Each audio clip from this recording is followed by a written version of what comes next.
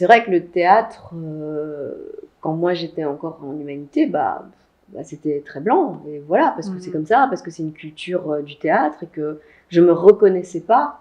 Après, je le conscientisais pas forcément, mais j'avais pas d'exemple de moi sur scène. Et là, maintenant, le fait de toi être sur scène, ça permet justement à toutes ces petites filles, tous ces petits garçons je l'espère. Et il y a d'autres comédiens sur scène en Belgique qui ont la chance d'avoir une grande visibilité aussi, voilà, et qui peuvent donner cette visibilité-là aux ados, parce que c'est vrai qu'il y a des ados qui vont te dire moi j'aime pas le théâtre, ça m'intéresse pas, mais parce qu'ils s'y reconnaissent pas en fait.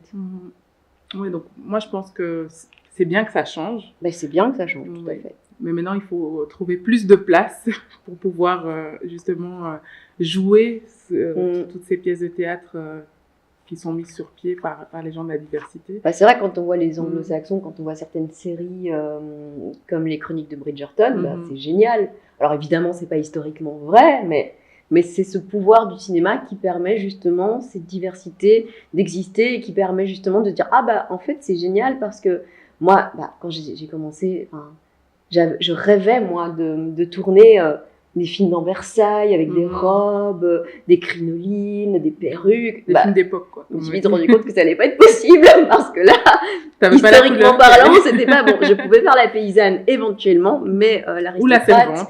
Voilà, ou la servante. Ouais. Tu vois, mais par contre, je pense que voilà, j'aurais été en Angleterre. Chronique de Bridgerton, tu te dis c'est génial, elle porte la crinoline, elle porte les robes, et personne ne se pose la question en mode c'est pas historique.